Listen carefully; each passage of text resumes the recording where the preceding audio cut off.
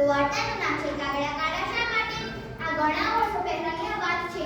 બધા જ પક્ષીઓ માત્ર સફેદ રંગના હતા. તેમને કોઈ બીજો કલર ન હતો, માત્ર સફેદ. ત્યાં જુઓ તો સફેદ, આટલે જુઓ તો સફેદ. આ સમસ્યાથી આપણને નક્કી કરવું પણ બહુ અઘરું પડી જતું કે કયું પક્ષી કયા પ્રકારનું છે અને શિકારીઓને શિકાર કરવાની પણ તક મળી રહેતી. આ બધું વિચારીને બધા પક્ષીઓ ડરવા લાગ્યા અને એક દિવસ ભગવાનને મળ્યા. ભગવાને તો કહ્યું, મારા પ્રિય પક્ષીઓ, તમારે મારી શી જરૂરત પડી?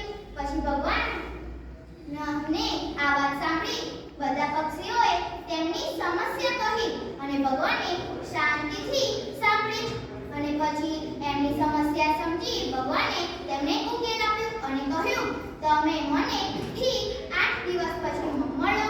હું તમારા બધા માટે આ સમસ્યાનો હલ શોધી દઈશ. પછી બધા પક્ષીઓ તે દિવસની રાહ જોવા લાગ્યા અને આખરે તે દિવસ આવ્યો અને બધા પક્ષીઓ ભગવાનની કીધેલી જગ્યાએ એકઠા થયા અને ભગવાનને પૂછ્યું, તો તમે શું હલ શોધ્યો છે અમારા માટે?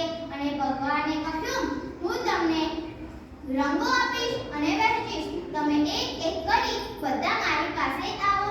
અને સૌથી પહેલા પોપટ ગયો અને પોપટે કહ્યું, હું લીલા ઝાડ ઉપર રહું છું અને હું મરચું ખાઉં છું અને મને બહુ સ્વાદિષ્ટ લાગે છે. તેથી મને લીલો રંગ અને ચાંચમાં લાલ રંગ આપો. ભગવાનને તેનો મનગમતો રંગ તેને આપ્યો અને પોપટ ખુશીથી ઉડી ગયો. પછી આવ્યો ચકલીનો વારો. ચકલીએ કહ્યું, હું માટીમાં દાણા ચાળું છું અને મારો માળો પણ સૂકા ઘાસના તણખલાથી બનેલો હશે. તેથી મને તેવો રંગ આપો. અને ભગવાને પણ તેને તેનો મનગમતો રંગ આપ્યો. પછી આવ્યો ગીધનો વારો.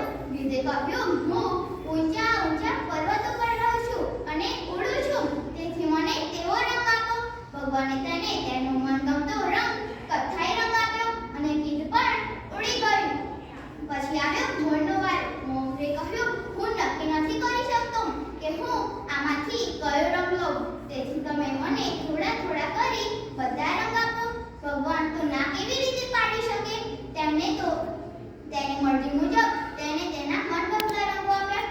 ડોકમાં ચમકતું વાદળી રંગ અને પીછામાં વાદળી, પીળા અને લીલા રંગના ટપકા.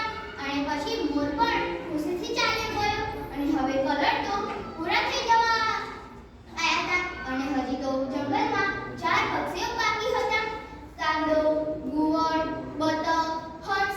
અને પછી બધા પક્ષીઓએ તેમને કહ્યું, તમે જલ્દી જાઓ, નહીં તો બધા કલર પૂરા થઈ જશે.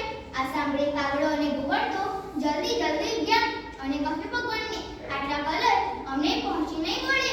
તેથી તમને અમે બધા કલર મિક્સ કરીને રંગ આપો. અને ભગવાન તો મનમાં હસ્યા, કેમ કે તેમને તો ખબર હતી કે બધા કલર મિક્સ કરીને તો કાળો રંગ બનશે. પણ હવે કરે પણ શું શકે? આ તો મોરના જેવું થયું. મોરે બધા કલર માંગ્યા તો ભગવાન કેવી રીતે ના પાડી શકે? પછી તો કાગડાએ પણ બધા મિક્સ કરીને રંગ માંગ્યા તો ભગવાન કેવી રીતે ના પાડી શકે? પછી તેને બધા રંગો મિક્સ કર્યા અને કાગડા અને ઘુવડને રંગ્યા. અને જે કાગડા અને ઘુવડનું ખુશ મોઢું હતું તેમાંથી એક બીજા સામે જોઈ પીળું મોઢું પડી ગયું. પછી કાગડા અને ઘુવડ તો ઉડી ગયા. હવે કરી પણ શું શકે? પછી તેમને રસ્તામાં બતક અને હંસ મળ્યા અને તેમને કહ્યું, તમે કેવા કાળા છો? અને તેમના ઉપર હસ્યા. અને પછી કાગડો અને ઘુવડ તો સહન ન કરી શક્યા અને કહ્યું, અમે કાળા છીએ તો શું થઈ ગયું? કાળો પણ બહુ સુંદર રંગ છે. અમારી પાસે તો કાળો રંગ પણ છે. ને તમારી પાસે કયો રંગ છે? આ સાંભળી બતક અને હંસ તો ચાલ્યા ગયા. અને આ વાર્તામાંથી શું શીખવા મળ્યું હશે એ તો તમને ખબર જ પડી ગઈ હશે.